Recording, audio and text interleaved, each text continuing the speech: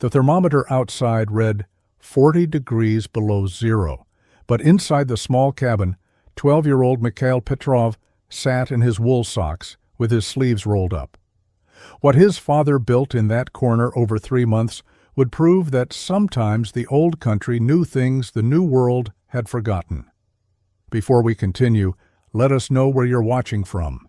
And if stories of frontier survival move you, hit that subscribe button, because tomorrow's episode will leave you speechless. The thermometer outside read 40 degrees below zero, but inside the small cabin, 12-year-old Mikhail Petrov sat in his wool socks with his sleeves rolled up. His dog Volkov lay sprawled on the warm stone sleeping bench built into the top of the massive stove, panting slightly in the comfortable heat. Through the frosted window, Mikhail could see 3 dark figures standing in the snow, their breath forming thick clouds in the brutal Dakota night. They had been circling the cabin for the past 20 minutes, testing the door, peering through gaps in the shutters, trying to understand how anyone could survive this cold without burning through a winter's worth of wood in a single week. The stove behind Mikhail stood nearly 7 feet tall, an elaborate construction of river stones and clay mortar that occupied almost a quarter of the cabin's floor space. It looked nothing like the iron pot-belly stoves that every other settler family used, where those stoves were simple cast metal boxes that burned hot and fast. This was a maze of stone chambers and channels, a thermal labyrinth that had taken his father 3 months to build, while neighbors laughed and called it Dmitri's folly. Mikhail added another small log to the firebox, just one piece of split pine no thicker than his wrist. The fire inside was modest, almost delicate, nothing like the roaring blazes that other families needed to maintain. Yet the cabin remained at a steady 70 degrees, warm enough that Mikhail wore only a light shirt. The massive stone structure absorbed the heat slowly and released it gradually, turning the entire stove into a radiating mass that warmed the air without the fierce, dry heat of iron that scorched your face while your back froze. His father had tried to explain the principle to their neighbors back in October: heat capacity, thermal mass, radiant warmth versus convective heat. The words meant nothing to men who had built cabins and heated them the same way for generations. They saw only a strange immigrant wasting time and materials on an oversized stone monument when a simple iron stove could be purchased and installed in an afternoon. Volkov raised his head and growled softly. One of the figures outside had moved closer to the window. Mikhail recognized the silhouette of Jakob Schneider, the German farmer whose family occupied the claim 3 miles east. The Schneiders had arrived in Dakota territory the same year as Mikhail's family, 1884, full of confidence about their ability to master the American frontier. Tonight, Jakob's cabin would be barely habitable, despite burning through wood at a desperate rate. His wife and 3 children would be huddled under every blanket they owned, sleeping in their winter coats, breathing air cold enough to see. Mikhail felt no satisfaction in their suffering, only a quiet understanding that his father had been right. The old country knowledge that neighbors had dismissed as backward superstition was keeping them alive, while American efficiency was failing in the face of a Siberian cold snap that had descended on the northern plains like a judgment. The figures outside eventually moved away, retreating toward their own inadequate shelters. Mikhail added one more small log to the fire and climbed onto the sleeping bench beside Volkov, feeling the stored heat radiating through the stone beneath him. Mikhail Petrov had been 5 years old when his family left Russia, too young to remember much about the village near Arkhangelsk where he was born. His father Dmitri rarely spoke about the reasons they had left, only that America offered land and freedom that the old country could not provide.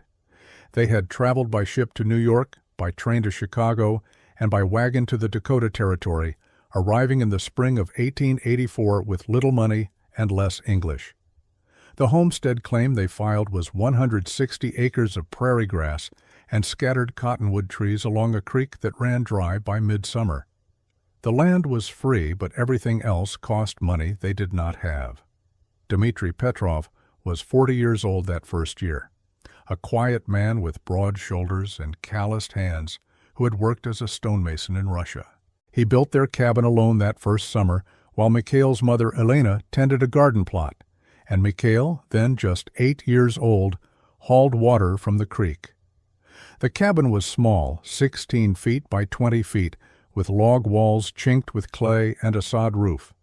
It looked like every other settler cabin in the territory, except that Dmitry left one corner completely empty, a space 6 feet square that other homesteaders would have used for storage or furniture. When neighbors asked about the empty corner, Dmitry's limited English made explanation difficult. He would gesture and say, "stone stove," "warm," but the concept never translated properly. The nearest neighbor was the Schneider family 3 miles to the east, German immigrants who spoke some English and tried to serve as interpreters between Dmitry and the scattered American families in the area.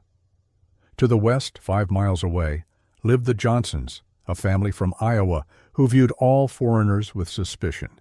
North and south, the claims stretched empty for miles, waiting for homesteaders who might never come. The isolation was profound, broken only by occasional trips to the settlement of Vyshek, a collection of 8 buildings that served as general store, post office, land office, and social center for homesteaders scattered across hundreds of square miles. Mikhail attended school in Vyshek when weather permitted, walking the 7 miles each way, or staying in town with families who took in farm children during winter weeks.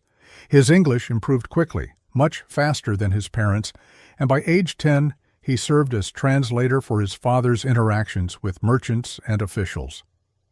This reversal of normal family authority was common among immigrant families, children bridging the gap between Old World parents and New World requirements. Dmitry spoke enough English for basic transactions, but technical discussions or negotiations required Mikhail's more fluent vocabulary. The boy learned to navigate 2 worlds, speaking Russian at home and English everywhere else, though his Russian carried an accent that marked him as American to any native speaker. The winter of 1885 to 1886, their second winter in Dakota Territory, was difficult but survivable. Dmitry had purchased a standard cast-iron stove from the general store in Vyshek, paying $22 that represented a significant portion of their savings. The stove functioned adequately, though it consumed wood at a rate that concerned Dmitry. The cold arrived in early November, weeks earlier than anyone expected. Temperatures dropped to 10 below zero and stayed there for days, then dropped further. By mid-November, the morning readings regularly showed 20 below, and by December 1st, the thermometer at the Vyshek General Store recorded 32 below zero at dawn. Old-timers who had lived in Dakota Territory for a decade said they had never seen cold like this so early in the season. The Farmer's Almanac had predicted a mild winter. The almanac was wrong. The Schneider family burned through their woodpile at an alarming rate. Jakob had cut and stacked 4 cords of wood in September, believing it would last until March. By Christmas, half of it was gone. Their cabin, built the same year as the Petrovs, was tight and well constructed by frontier standards, but the iron stove required constant feeding. Every 3 hours someone needed to add wood, or the fire would die, and the cabin temperature would plummet. At night, Jakob would wake twice to stoke the stove, stumbling in the darkness to maintain enough heat to prevent the water bucket from freezing solid. 5 miles west, the Johnson family faced similar struggles. Martin Johnson had installed 2 iron stoves in his larger cabin, one in the main room and one in the bedroom where his wife and 4 children slept. The dual stoves provided adequate heat, but consumed wood at twice the rate of a single stove. Johnson spent entire days doing nothing but cutting wood, hauling it to the cabin, splitting it into stove-sized pieces, and stacking it under a tarp. The physical labor was exhausting, and he worried constantly about whether his woodpile would last until spring. His oldest son, 15-year-old Thomas, helped with the cutting, but even working together they struggled to stay ahead of consumption. The smaller homesteads suffered worst. Single men or young couples without children lacked the labor force to cut sufficient wood. A homesteader named Patterson, a bachelor from Ohio who claimed land 4 miles north of the Petrovs, ran out of firewood in January. He abandoned his claim and walked to Wyszek, where he worked at the general store in exchange for room and board until spring. His cabin sat empty, and when neighbors checked on it in February, they found everything inside frozen solid, including a jar of pickles that had burst from expansion and a Bible whose leather cover had cracked from the cold. The town of Wyszek became a refuge for families who could not maintain their homesteads through the winter. The hotel, normally empty except for occasional land speculators or government officials, filled with homesteaders who had given up on surviving in their cabins. Some paid for rooms, others worked for their keep, and a few simply imposed on the charity of more established residents. The general store sold out of iron stoves by mid-December and would not receive new inventory until spring. Families made do with what they had, burning furniture when firewood ran short, huddling together for warmth, and counting the days until the cold would break. Through all of this, the Petrov cabin maintained a strange consistency. Neighbors who passed by noticed smoke rising from the chimney only twice a day, morning and evening, and even then, the smoke was thin and brief. Jakob Schneider mentioned it to his wife Greta, wondering aloud if the Russian family had found some superior wood that burned longer. Greta suggested they might be burning coal, though there was no coal available anywhere in the territory. The mystery of how the Petrovs stayed warm without burning through wood like everyone else became a topic of speculation among the scattered homesteaders who occasionally gathered at the Wyszek General Store. Dmitry Petrov had grown up in a village where winter temperatures regularly dropped to 40 below zero and stayed there for weeks. Russian peasants had been solving the problem of extreme cold for centuries, long before cast iron stoves existed. The solution was called a pechka, a masonry stove built from brick or stone that heated through thermal mass rather than direct flame. Dmitry's childhood home had featured a pechka that occupied one corner of the main room, a structure so large that the family slept on top of it during the coldest months.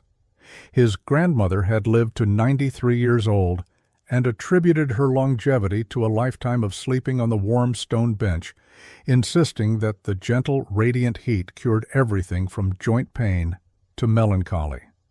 The principle behind a pechka was fundamentally different from American heating philosophy.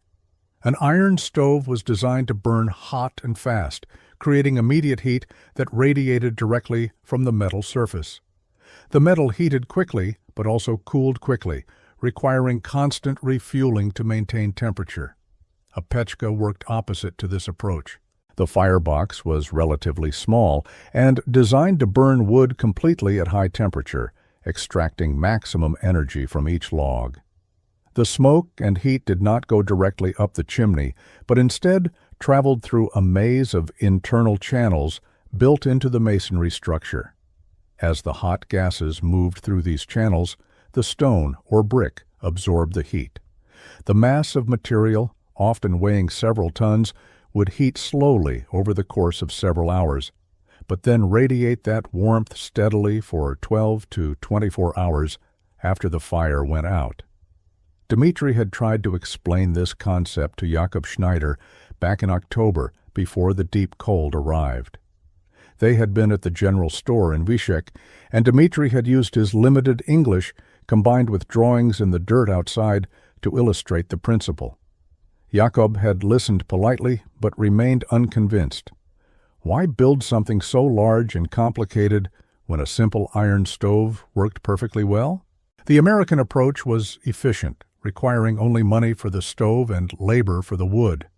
Dmitry's approach seemed to require specialized knowledge of masonry, weeks or months of construction time, and a design so large it would dominate the cabin. Jacob thanked him for the explanation and bought another box of stove blacking to maintain his iron stove's finish. The fundamental difference was not just technical, but philosophical. American frontier culture valued speed, simplicity, and individual self-reliance. A man should be able to solve problems quickly with tools and materials available at any general store. Specialized knowledge was suspect, traditional methods were backward, and anything that required more than a few days of work was impractical. The iron stove embodied these values perfectly. You bought it, installed it in an afternoon, and it worked immediately. Maintenance was minimal, replacement parts were available, and every settler understood how to operate one. The pechka represented a different set of values. It required time to build, specialized knowledge to design correctly, and patience to understand its operation. It could not be purchased or easily replaced. It demanded respect for accumulated wisdom passed down through generations, an acknowledgement that sometimes the old ways survived because they worked better than modern innovations. For immigrants like Dmitri, this knowledge was one of the few valuable things they had brought from the old country, intangible but potentially life-saving. Dmitri had spent his first Dakota winter watching his purchased iron stove consume wood at an unsustainable rate and produce uneven heat that left the cabin alternating between too hot and too cold. He calculated that he was burning approximately 1 cord of wood per month, which meant he needed at least 5 cords to survive winter. Cutting and hauling that much wood represented hundreds of hours of labor. In late August of 1886, Dmitri Petrov made an announcement that would define his family's relationship with their neighbors for months to come. He told Mikhail that they would not be cutting firewood that fall. Instead, they would be building a proper Russian stove, a pechka, like the ones from the old country. Mikhail, now 12 years old and responsible for translating his father's intentions to their neighbors, felt his stomach tighten with anxiety. He knew what the reaction would be. The first conversation happened at the Wyshik General Store on a Saturday in early September. Jakob Schneider was purchasing a new axe handle, and Martin Johnson was settling his account for supplies bought on credit during the summer. Dmitri needed clay for mortar and asked the store owner, a man named Henderson, if he knew where good clay could be found along the creek beds. Henderson asked what the clay was for, and Dmitri explained through Mikhail that he was building a stone stove. Not a stone base for an iron stove, which would have made perfect sense, but an entire stove made from stone and clay, massive enough to heat the cabin through the worst cold. Henderson looked at Jacob, then at Martin Johnson, then back at Dmitri. He asked how much such a stove would cost to build. Dmitri explained that it would cost almost nothing in money, only time and labor. Henderson asked how long it would take. 3 months, perhaps 4, Dmitri said through Mikhail's translation. The store went quiet. 3 months of labor to build a stove when a perfectly good iron stove sat in the corner of the Petrov cabin already. A stove that had cost $22 but required no construction time at all. Martin Johnson spoke first, his voice carrying the flat certainty of a man who had farmed in Iowa for 20 years before coming to Dakota Territory. He said that Dmitri was wasting time that should be spent cutting firewood. Winter was coming, and no man could survive a Dakota winter without at least 4 cords of wood properly cut and stacked. Building some kind of fancy stone contraption was the kind of old country thinking that got people killed on the frontier. America had better ways of doing things, modern ways, and immigrants who refused to adapt were doomed to fail. Jakob Schneider was more diplomatic but no less skeptical. He acknowledged that different countries had different traditions, but surely Dmitri could see that the American iron stove was superior. It was proven technology, used by thousands of settlers across the plains. It required no special knowledge to operate. Parts were available if something broke, and any blacksmith could repair it. What would Dmitri do if his stone stove did not work? Winter would be here, firewood would not be cut, and his family would freeze. Was he willing to risk his wife and son on an experiment? Dmitri listened to these objections with his characteristic patience. He explained that the Pechka was not an experiment, but a technology that had kept Russian peasants alive for centuries, in cold, far worse than Dakota. He said that the iron stove was wasteful, burning through wood that took weeks to cut and haul. The Pechka would use 1/3 the wood for the same warmth. Jakob pointed out that even if this were true, which he doubted, the time saved on cutting wood would be lost on building the stove. Dmitri would come out behind. Dmitri disagreed, but lacked the English vocabulary to explain the mathematics of labor efficiency across multiple winters. Other settlers in the store began offering opinions. A man named Watkins said he had heard of stone stoves in Europe, but understood they were used only in large manor houses, not small cabins. Another man suggested that perhaps stone stoves worked in Europe, where labor was cheap and time was abundant, but on the American frontier, efficiency was survival. A woman named Mrs. Cooper, who ran a boarding house in Wyszek, said she had once seen a picture of a German tile stove in a magazine and thought it was very pretty but completely impractical. The consensus formed quickly. Dmitri Petrov was making a mistake, perhaps a fatal one. He was choosing old country stubbornness over new world practicality. He was risking his family on pride, refusing to admit that American methods were superior. The best thing he could do was abandon this foolish plan, buy another iron stove if he felt he needed more heat, and spend September and October cutting the firewood that would keep his family alive. Mikhail translated all of this faithfully, watching his father's face for signs of doubt or reconsideration. Dmitri listened to every word, nodded politely, thanked everyone for their concern, and purchased the clay mortar ingredients he had come for. Outside the store, as they loaded supplies into their wagon, Mikhail asked his father if he was certain about this plan. Dmitri looked at his son and said in Russian that being right meant nothing if you could not survive being wrong first. They would build the Pechka, it would work, and when winter came, their neighbors would understand. Until then, let them laugh. The mockery followed them through September and into October. Neighbors who visited the Petrov homestead saw the massive pile of river stones that Dmitri and Mikhail had collected, stones sorted by size and shape, hundreds of them stacked near the cabin. They saw the bags of clay and sand, the wooden forms Dmitri had built for shaping mortar, the careful drawings on paper that showed the internal structure of channels and chambers. They saw the corner of the cabin where the iron stove had been removed and sold back to Henderson's store for $8, half of what Dmitri had paid for it. The corner now sat empty, waiting for construction to begin. Jakob Schneider stopped by in late September with an offer. He would sell Dmitri a used iron stove for $15, less than half the cost of a new one. It was not too late to change course.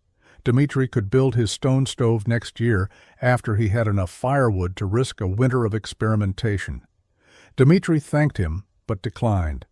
Jakob left, shaking his head, certain that he would be helping to bury the Petrov family come spring. The name Dmitri's Folly appeared sometime in October, spoken first as a joke at the general store and then repeated until it became the common term for the project. Men would ask each other if they had seen the latest progress on Dmitri's Folly, and everyone would understand they were talking about the stone stove. The name was not spoken with particular cruelty, just the casual mockery that frontier communities directed at anyone who deviated from accepted practice. Dmitri heard the name, understood its meaning without needing translation, and continued working. The foundation of any Pechka was stone, thousands of pounds of it, and not just any stone. Dmitri needed river rocks that were dense, stable under heat, and shaped appropriately for stacking. He needed flat stones for horizontal surfaces, rounded stones for curved channels, and angular stones for corners and joints. Each stone had to be evaluated individually, a process that required knowledge Dmitri had learned from his father, who had learned it from his father, back through generations of Russian stonemasons.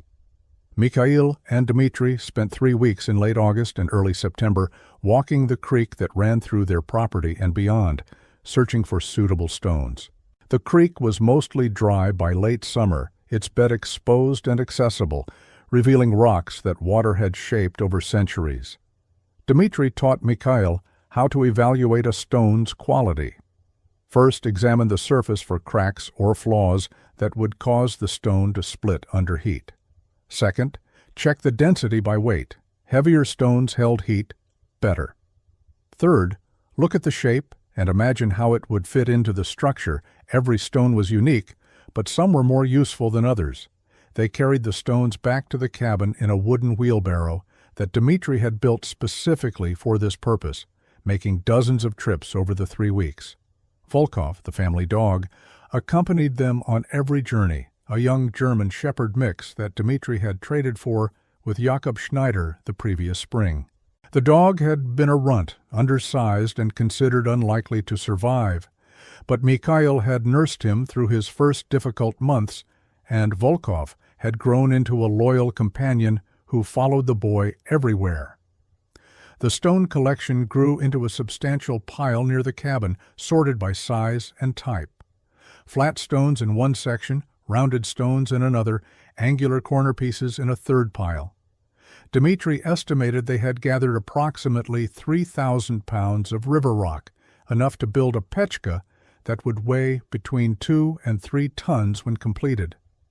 The sheer mass was essential to the design. Thermal capacity increased with mass. More stone meant more heat storage, which meant longer periods of radiant warmth after each firing. Clay was the second critical material. The clay available in the Dakota Territory was not ideal for high-temperature applications, but it was adequate if mixed properly. Dmitri needed clay that would withstand repeated heating and cooling without cracking, and he needed it to bond permanently to the stones. He found suitable clay deposits along the same creek bed where they had gathered stones, gray-brown clay that was plastic when wet and hard when dried. They dug out approximately 500 pounds of clay, far more than they would need, but Dmitri believed in having surplus for repairs and adjustments. The clay had to be processed before use. Dmitri and Mikhail spread it in shallow wooden trays to dry partially, then broke it into small pieces and removed any organic matter, roots, leaves, or debris that would create weak points in the mortar. Once cleaned, the clay was stored in barrels and covered to prevent it from drying completely. When needed, it would be mixed with sand and water to create mortar of specific consistency, different ratios for different parts of the stove. Sand was easier to obtain. The creek bed provided plenty of coarse sand that would give the mortar strength and reduce shrinkage as it dried. Dmitri collected several hundred pounds and stored it in bags made from old flour sacks. He showed Mikhail how to test sand quality by rubbing it between his fingers. Good sand felt sharp and gritty. Bad sand felt smooth or contained too much silt. The final material was water, which seemed abundant but would become scarce once winter arrived. Dmitri calculated that the construction process would require approximately 100 gallons of water for mixing mortar, and he wanted to complete as much construction as possible before the creek froze solid. They filled every container they owned, barrels and pots and buckets, storing water near the cabin where it would be easily accessible during construction. Beyond raw materials, Dmitri needed tools. He owned basic masonry tools from his work in Russia, a pointing trowel for mortar application, a brick hammer for shaping stones, and a level for ensuring horizontal accuracy. He fabricated additional tools from materials at hand, wooden templates for maintaining consistent dimensions, measuring sticks marked with the Russian system of arshin and vershok that he converted mentally to feet and inches, and mixing boards for preparing mortar in small batches. The design itself existed primarily in Dmitri's memory, supplemented by sketches he drew on precious paper that Mikhail had brought home from school. The drawings showed the internal structure of the pechka, the maze of channels that would carry smoke and heat through the stone mass. Dmitri had modified the traditional Russian design to account for the smaller size of their cabin and the specific dimensions of the space available. A traditional pechka in a Russian peasant home might be 8 feet tall and 10 feet across. Dmitri's version would be 7 feet tall and 6 feet square, large enough to provide adequate thermal mass, but small enough to fit in the cabin without overwhelming the limited floor space. He planned the firebox to be small, approximately 18 inches wide, 20 inches deep, and 14 inches tall. This was much smaller than the opening on a typical iron stove, and neighbors who saw the drawings questioned whether such a small firebox could produce enough heat. Dmitri explained that the size was intentional. A small firebox concentrated the heat and forced complete combustion, extracting maximum energy from each piece of wood. The smoke from this intense burn would then travel through approximately 30 feet of channels built into the stone mass, transferring heat to the masonry before finally exiting through the chimney. The channel design was critical and difficult to explain to people unfamiliar with the concept. Instead of smoke going directly from firebox to chimney, it would travel horizontally through the first set of channels, rise vertically through a second set, travel horizontally again through a third set, and only then exit. This serpentine path ensured that the smoke stayed in contact with stone surfaces long enough to transfer most of its heat. By the time smoke exited the chimney, it would be relatively cool, perhaps 200 degrees instead of the 500 or 600 degrees typical of an iron stove. The difference represented heat kept inside the structure rather than wasted to the outside air. Mikhail studied these drawings carefully, understanding that he would need to explain the design to neighbors who would inevitably ask questions. He practiced describing the heat flow in English, searching for words that would convey concepts his father knew intuitively but could not articulate in a second language. The boy became, in effect, the interpreter not just of words but of entire systems of knowledge, bridging the gap between old-world expertise and new-world skepticism. By mid-September, all materials were gathered and organized. The corner of the cabin where construction would take place had been cleared and prepared. Dmitri had sold the iron stove back to Henderson, using the money to purchase a few final supplies, iron hardware for the firebox door, and dampers that he could not fabricate himself. Everything was ready. The neighbors had offered their opinions and predictions of failure. Now came the work of proving them wrong, one stone at a time, one shovel of mortar at a time, through 3 months of construction that would test Dmitri's skill and memory against the approaching winter. Construction began on the 15th of September, 1886, on a morning when the temperature was mild and the sky was clear. Dmitri started by preparing the foundation, a step that most iron stove installations ignored completely, but that was essential for a structure that would weigh 3 tons.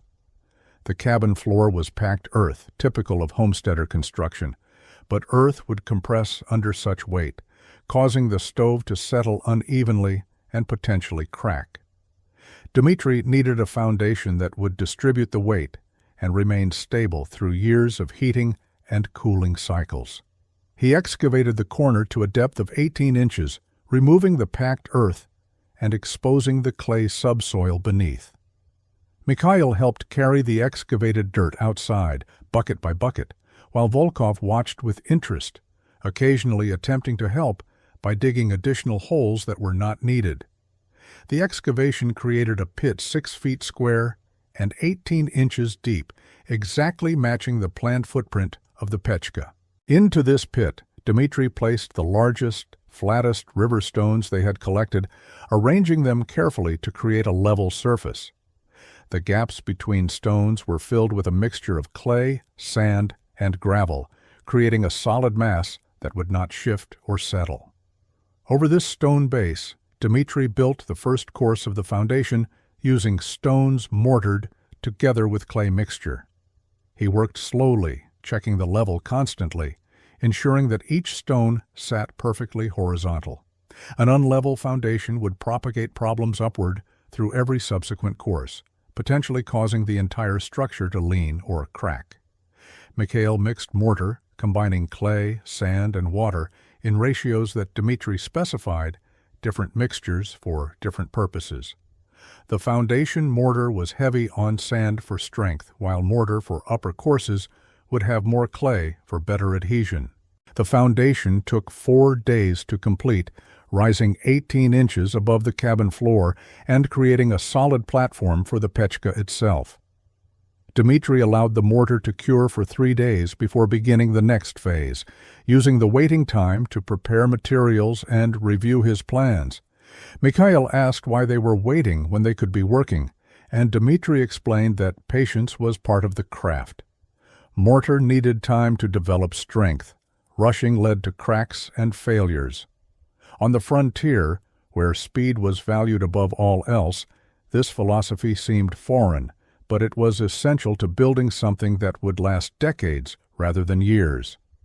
The firebox was the heart of the pechka, and Dmitri built it with particular care. He started by laying out the interior dimensions using wooden guides, 18 inches wide by 20 inches deep. The walls of the firebox would be thick, 6 inches of stone and mortar, providing both strength and heat retention. He selected the densest stones for the firebox, knowing they would endure the most extreme temperatures. Each stone was shaped as needed, using his brick hammer, a patient process of tapping and chipping, until the stone fit perfectly into its designated position. The floor of the firebox sat 6 inches above the foundation platform, creating an air gap that would insulate the wooden cabin floor from direct heat. Dmitri built this floor from flat stones, carefully leveled and mortared, to create a smooth surface where coals could sit without creating cold spots or hot spots. The quality of the firebox floor affected how completely the wood burned. An uneven floor would cause incomplete combustion and wasted fuel. The walls of the firebox rose slowly, 1 course per day during the first week, then faster as Dmitri found his rhythm and Mikhail became more efficient at preparing mortar. Each course was offset from the one below, creating an interlocking pattern that added strength. The interior surfaces were smoothed carefully, eliminating any projections that would interrupt airflow or create spots where creosote could accumulate. Dmitri explained that a properly designed firebox would burn so hot and so completely that creosote formation would be minimal, one of the advantages of the pechka design over iron stoves that often accumulated dangerous creosote buildups. The back wall of the firebox contained the opening to the channel system, an arched passage 12 inches wide and 10 inches tall that would allow smoke and heat to exit the firebox and begin their journey through the thermal mass. This arch required careful construction. Dmitri built a wooden form to support the stones during construction, arranging them in a curve that would be structurally sound without the form once the mortar cured. The keystone at the top of the arch was a piece of shaped granite that Dmitri had spent 2 hours shaping to exact dimensions. Once in place, the arch was self-supporting, each stone pressing against its neighbors in a way that converted the downward force of gravity into horizontal compression that strengthened the structure. The front of the firebox would eventually hold an iron door, but for now, Dmitri left it open, allowing access for construction of the interior channels. He had purchased the door from Henderson's store, one of the few manufactured components in the entire pechka. It was a simple cast iron door 10 inches by 12 inches with a primitive latch, designed originally for an iron stove but adaptable to this purpose. Dmitri would mount it in a frame of iron straps set into the masonry, allowing the door to seal tightly when closed but open easily for loading wood. Above and around the firebox, Dmitri began constructing the first set of heat channels. These were the horizontal passages that would carry smoke from the firebox toward the exterior wall of the stove. then turn and carry it back toward the center. The channels were 4 inches tall and 6 inches wide, large enough to allow smoke to flow freely, but small enough to ensure good heat transfer to the surrounding stone. Dmitri built each channel using flat stones for the top and bottom and smaller stones for the sides, creating rectangular tunnels that threaded through the mass of the stove. The layout of these channels was the most complex part of the design and the hardest to explain to observers. Jakob Schneider stopped by during the second week of construction and watched Dmitri working on the channel system. He asked how the smoke would know which path to take through the maze of passages. Dmitri explained through Mikhail that smoke did not need to know. It simply followed the path of least resistance, rising when it could and moving horizontally when vertical passage was blocked. The channel design guided this natural flow in a way that maximized contact between hot gases and cool stone. The first set of channels consumed another week of careful work. Each channel had to be sealed completely, no gaps or cracks that would allow smoke to leak into unintended spaces. Dmitri tested each section as he completed it by burning a small amount of damp straw inside and watching where the smoke went. If smoke leaked from any joint, he would disassemble that section and rebuild it with fresh mortar. This testing added time to the construction, but ensured that the final system would work as intended. By early October, the Pechka stood 4 feet tall, and its mass was becoming impressive. The structure weighed approximately 1 ton at this stage and would more than double in weight before completion. Dmitri had moved beyond the firebox and initial channels and was now building the thermal mass itself, the volume of stone that would store and radiate heat. This was where the Pechka diverged most dramatically from iron stove design. An iron stove had almost no thermal mass. It heated and cooled in minutes. The Pechka was essentially a battery for heat, capable of absorbing enormous amounts of energy and releasing it slowly over many hours. The thermal mass consisted of layers of stone surrounding and above the channel system. Dmitri built these layers carefully, ensuring good contact between all surfaces.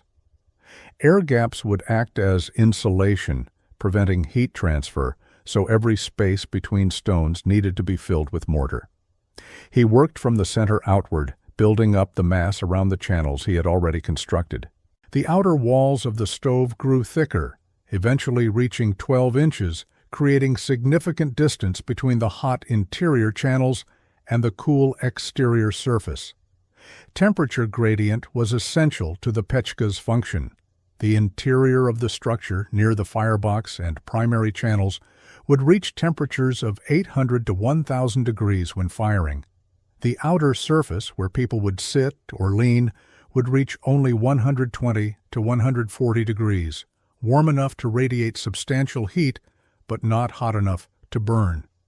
This gradient was achieved through the mass of stone, each inch of thickness, reducing the temperature by approximately 50 to 70 degrees. An iron stove had no such gradient. Its surface temperature was dangerously close to the internal temperature, hot enough to cause serious burns if touched during operation. Mikhail asked his father why they wanted the surface to be cooler. Would that not mean less heat? Dmitri explained that radiant heat worked differently from convective heat.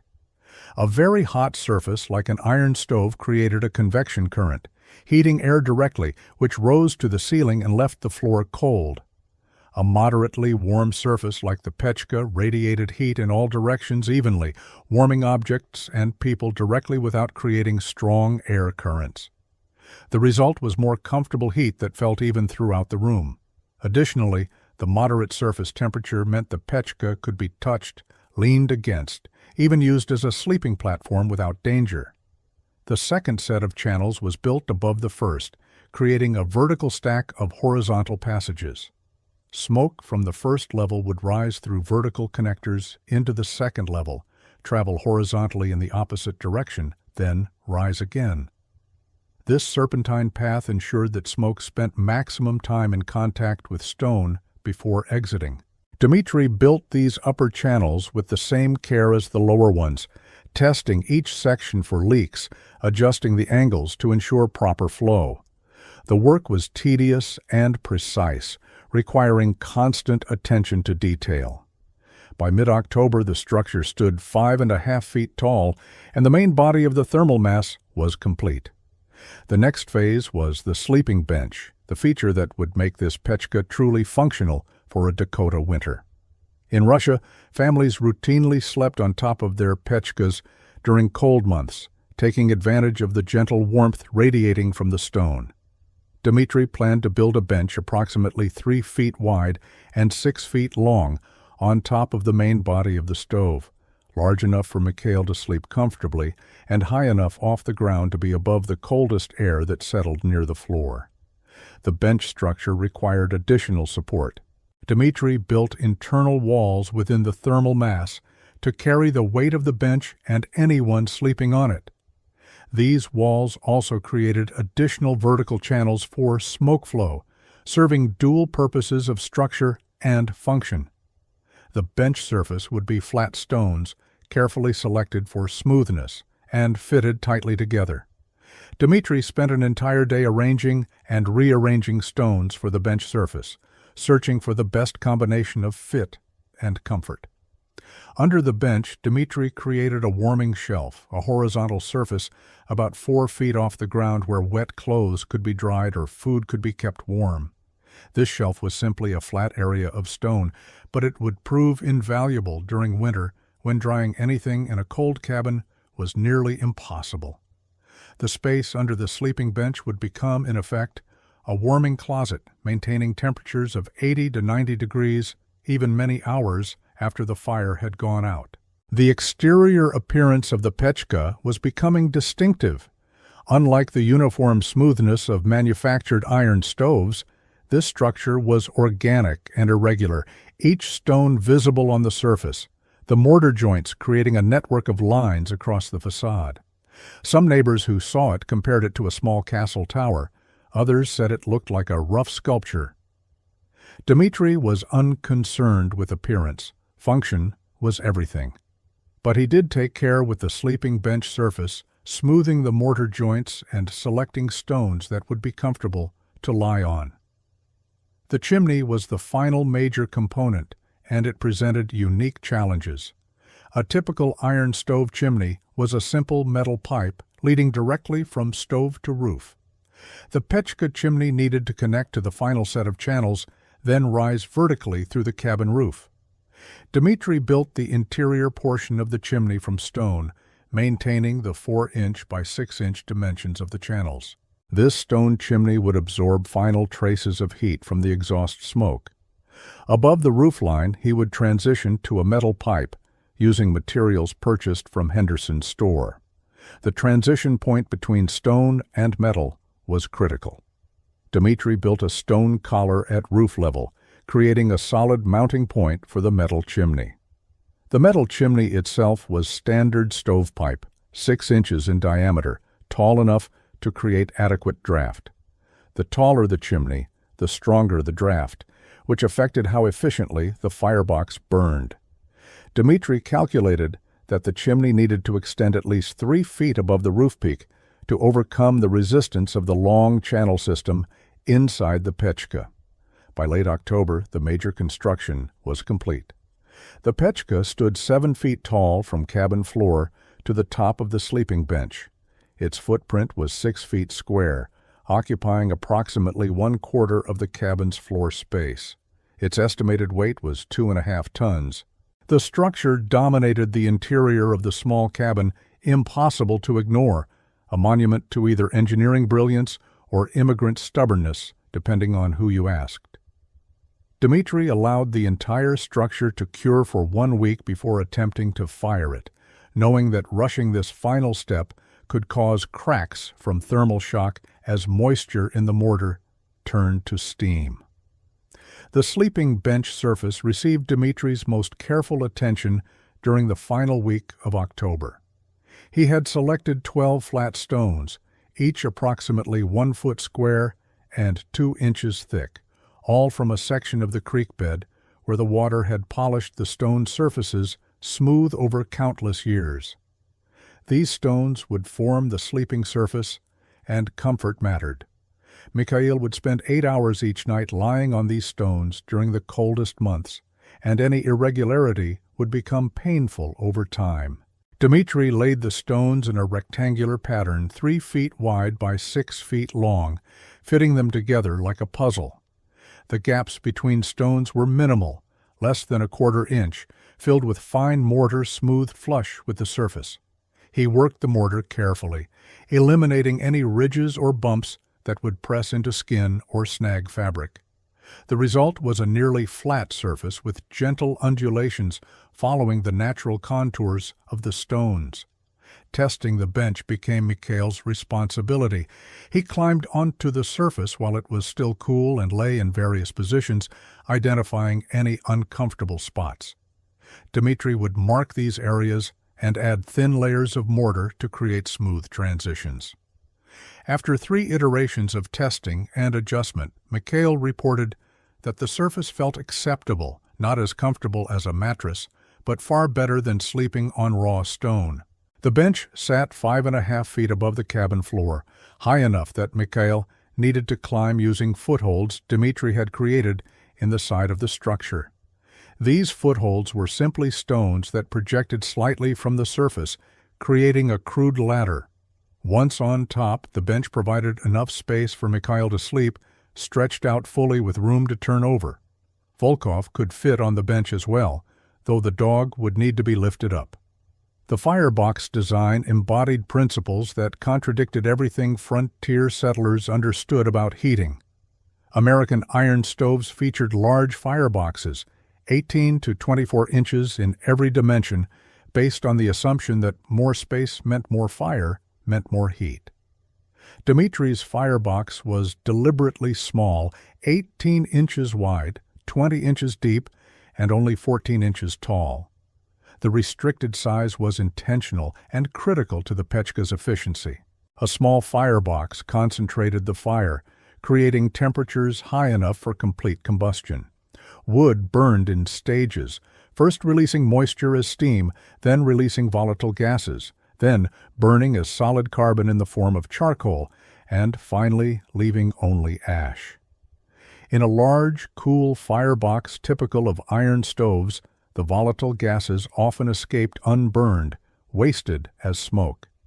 In Dmitri's compact firebox, temperatures reached 1,000 degrees or higher, hot enough to ignite these gases and extract their energy. Complete combustion produced almost no smoke. Dmitri explained to Mikhail that smoke was simply unburned fuel, visible evidence of wasted energy. A properly operating Pechka produced flames that were nearly transparent, with minimal smoke even when first lit.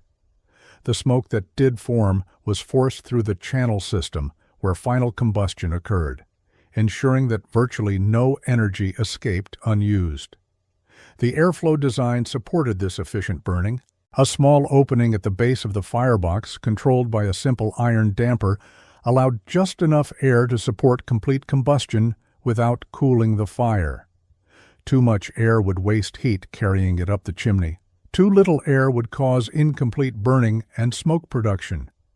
Dmitri had calculated the optimal opening size based on the firebox volume and chimney height, creating a balanced system that would burn efficiently without constant adjustment. The first lighting occurred on November 2, 1886, exactly 6 weeks before the winter solstice. Dmitri had allowed the structure to cure for 8 days after completion, and he judged the mortar sufficiently hardened to withstand heat. The morning was cold, 20 degrees, with a north wind that suggested worse weather approaching. Neighbors had gathered despite not being invited, word having spread through the scattered homesteading community that the Russian was finally going to test his stone contraption. Jakob Schneider stood outside the cabin with his 2 oldest sons. Martin Johnson had ridden over from his claim 5 miles west, curious enough to spend 2 hours in the saddle. 3 other families, the Andersons, the Olsons, and a bachelor named Crawford, had made the journey. They stood in a loose semicircle near the cabin door, watching through the open entrance as Dmitri prepared the inaugural fire. Mikhail had split kindling the previous evening, thin pieces of pine that would catch easily. Dmitri arranged these in the firebox following a pattern he had learned as a boy, creating air spaces that would allow flames to develop quickly. Over the kindling, he placed 3 small logs, each no thicker than his wrist. The total amount of wood was less than what most settlers would use to start a morning fire in their iron stoves. He lit the kindling using a sulfur match, and flames appeared immediately. The dry pine caught well, and within 2 minutes the fire was established. Smoke rose from the flames and disappeared into the channel opening at the back of the firebox. For 30 seconds, everything worked perfectly. Then smoke began leaking from joints in the stonework, wisps of gray escaping from a dozen places in the lower section of the pechka. The gathered neighbors murmured. This was the failure they had anticipated, the proof that old country methods did not work in America. The smoke leaks persisted for 20 minutes while the fire burned. Dmitri remained calm, explaining through Mikhail that this was expected during the first firing. The mortar contained moisture that needed to escape as steam, and the heat was opening minor gaps in joints that had seemed solid when cold. He pointed out that the smoke was not pouring from the structure, but seeping slowly, indicating that the leaks were small and the channel system was fundamentally sound. As the stone heated, the leaks diminished. The moisture in the mortar evaporated, joints tightened from thermal expansion, and the smoke began flowing entirely through the intended path. After 40 minutes, no visible smoke escaped except from the chimney. The pechka was drawing properly, pulling air through the firebox and exhausting cleanly. The gathered neighbors watched this transition with grudging interest, though several left before seeing the final result, convinced they had witnessed sufficient evidence of impracticality. By the second hour, the exterior surface of the pechka had become noticeably warm to touch. The stone radiated gentle heat that spread through the cabin, raising the interior temperature from 40 degrees to 55. Dmitri added 2 more small logs, explaining that during the curing phase, he would fire the stove lightly to avoid thermal shock. Full power operation would wait until the structure had been through several heating and cooling cycles. The fire burned for 3 hours, consuming approximately 8 pounds of wood total, then was allowed to die. Dmitri closed the firebox door and adjusted the dampers to prevent cold air from flowing through the system. The exterior temperature remained warm throughout the afternoon and evening. By midnight, 12 hours after the fire had gone out, the stone was still radiating detectable heat. The cabin temperature had stabilized at 52 degrees, despite the outside temperature dropping to 15. The deep cold arrived on January 9, 1887, descending on the Dakota territory like a physical presence. The temperature dropped to 20 below zero on the 9th, 30 below on the 10th, and by January 12th it reached 42 degrees below zero, a reading so extreme that several thermometers cracked from the contraction of their mercury. The sky was cloudless and brilliantly blue, the air so cold it felt solid when inhaled. Ice crystals formed on every surface, creating forests of frost that grew on windows and walls. The Schneider family burned wood desperately. Jakob fed their iron stove every 2 hours, consuming a quarter cord in 3 days. The cabin temperature never rose above 45 degrees despite constant firing. His children slept in their winter coats under piles of blankets. Greta Schneider kept water on the stove continuously to prevent it from freezing solid. At night, the fire could not be maintained constantly, and the cabin temperature would drop to near freezing by dawn. The Johnson family faced worse conditions. Their 2 stoves consumed wood faster than Martin, and his son could split it. They moved their entire family into the main room, abandoning the bedroom to the cold, sleeping on the floor near the stoves. Martin's hands developed frostbite from the hours spent outside cutting and hauling wood in the brutal cold. Patterson's abandoned cabin, empty since he had fled to Wyszek, became a frozen monument to failure. Jakob Schneider appeared at the Petrov cabin on the afternoon of January 13th. He knocked weakly, and when Dmitri opened the door, Jakob nearly fell inside. His face was wind-burned, his lips cracked and bleeding. He had walked 3 miles in 40 below zero weather, a journey that could easily have killed him. Behind him, visible in the distance, came his wife Greta carrying their youngest child, with their 2 older sons struggling through the snow. Inside the cabin, the temperature was 70 degrees. Mikhail sat at the table in his shirt sleeves, doing arithmetic problems from his school book. Volkov lay stretched on the stone sleeping bench, comfortable enough to sleep deeply. The Pechka radiated steady warmth, its surface temperature probably 120 degrees, warm enough to heat the space effectively, but not hot enough to burn if touched accidentally. Jakob stood inside the doorway, shaking, unable to speak at first. Dmitri guided him to a chair near the stove. Greta and the children arrived minutes later, equally desperate. The youngest child, a girl of 4 named Anna, was unconscious from cold exposure. Dmitri took her immediately, wrapping her in blankets and placing her on the sleeping bench, where the radiant heat from the stone would warm her core temperature gradually and safely. Greta explained in broken sentences that their cabin had become uninhabitable. They had burned through their entire winter woodpile, they had no reserves, and Jakob could not cut wood fast enough. The Petrov cabin became a shelter for 3 families over the next 5 days. The Schneiders arrived first, followed that evening by the Andersons, a couple with 1 infant son.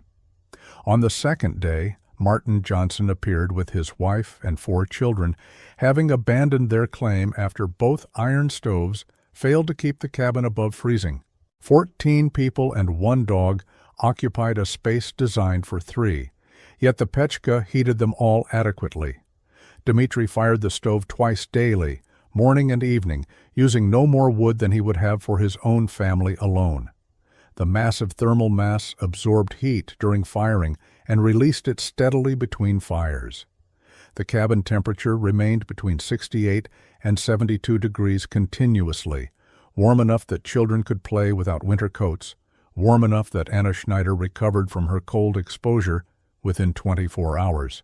The families slept in shifts and scattered locations. The sleeping bench held 3 children at night, packed together and comfortable in the radiating warmth. Adults slept on the floor wrapped in blankets, still warmer than they had been in their own cabins with fires burning. The crowding was difficult, privacy was non-existent, but no one complained. The alternative was freezing to death in homes that could not protect them. Greta Schneider touched the stone surface repeatedly, unable to comprehend how it stayed warm. On the 4th day of refuge, when the temperature outside had risen to a survivable 20 below zero, Martin Johnson asked Dmitri to explain exactly how the Pechka worked, not with drawings or gestures, but with complete technical detail. Mikhail translated for 2 hours while Dmitri described thermal mass, complete combustion, channel design, and radiant versus convective heat. Martin listened without interruption, occasionally asking for clarification on specific points. Jakob Schneider joined the conversation, asking about construction time and material costs. Dmitri estimated 3 months of labor for a man working alone, less if family members helped. Material costs were almost nothing, just clay and river stones available freely on every claim, plus perhaps $10 for iron hardware. Jakob pointed out that 3 months of labor represented significant lost time from other work. Dmitri agreed, but noted that the time investment was made once, while the wood savings accrued every winter for decades. The mathematics became clear when calculated over multiple years. An iron stove required 4 to 6 cords of wood per winter at 40 to 60 hours of labor per cord, meaning 200 to 300 hours of annual wood cutting. A Pechka required perhaps 180 hours of initial construction, but only 1 to 2 cords per winter thereafter. 20 to 40 hours of annual wood cutting. After the second winter, the Pechka saved time. After the fifth winter, the savings became substantial. The deep freeze broke on January 18th, and families returned to their cabins to salvage what remained. The Schneiders found their water barrel burst, their stored potatoes frozen solid and ruined, and their iron stove cracked from thermal stress. Martin Johnson's cabin had suffered similar damage. Both families faced the choice of replacing expensive iron stoves or attempting something different. By March, when the ground thawed enough for digging foundations, 5 families had committed to building Pechkas with Dimitri's guidance. Jakob Schneider started first, with Dimitri spending 2 weeks teaching him foundation construction and firebox design. Martin Johnson began his in April, learning from Jakob's experience and Dimitri's corrections. The Anderson family, the Olsons, and Crawford the bachelor all started construction by May. Each Pechka was slightly different, adapted to specific cabin dimensions and family needs. The Schneiders built a larger version with 2 sleeping benches to accommodate their children. Martin Johnson incorporated a baking oven into the thermal mass, creating a separate chamber where bread could bake using residual heat. Crawford built a smaller, simpler version adequate for 1 person. But all followed Dimitri's core principles: small, efficient firebox, long channel system, massive thermal mass, and gradual heat release. The building process created community knowledge that spread beyond those 5 families. Mikhail Petrov was 38 years old when he built his last Pechka in 1912, a massive structure for the community hall in New Leipzig, North Dakota. He had built 47 masonry stoves over 26 years, each one custom designed for its location and purpose. His reputation as a master stove builder extended across 3 states, and homesteaders would travel 100 miles to consult with him about heating problems. His father, Dimitri, had died in 1903 at age 57, never having learned to speak English fluently, but having taught dozens of families the principles that kept them alive through Dakota winters. The original Pechka in the Petrov homestead cabin still functioned perfectly, its stone surface polished smooth from decades of use. Mikhail had inherited the property and maintained the stove exactly as his father had built it, changing nothing, needing to change nothing. The Russian masonry stove had become simply the masonry stove in Northern Plains vocabulary, its origins half forgotten as the technology merged with local building traditions. Homesteaders built hybrid designs incorporating American efficiency with Russian thermal principles. The phrase, "built like a Petrov stove," meant construction that would outlast its builder, solid enough to become a family heirloom passed through generations. Volkov had died in 1899, old and arthritic but comfortable to the end, sleeping on the warm stone bench that had been his favorite place since puppyhood. His descendants, dogs bred from his line, still slept on masonry stoves across Dakota territory, understanding instinctively what their ancestor had learned. That true warmth came not from fire, but from stone that remembered fire, releasing it slowly through the long, cold nights when survival depended on knowledge that immigrants had carried across an ocean, preserved through mockery and doubt, and finally shared when desperation made people willing to learn. The impossible had become ordinary. A cabin heated with 1/3 the wood, warmed by stones that absorbed summer's memory and released it through winter's darkness, built by hands that remembered techniques centuries old but perfectly suited to the newest American frontier. Dmitri Petrov's folly had become Dmitri Petrov's gift, warming families who would never know his name, but who slept peacefully because he had refused to forget what the old country knew, and had been patient enough to prove that sometimes the longest path leads to the warmest destination.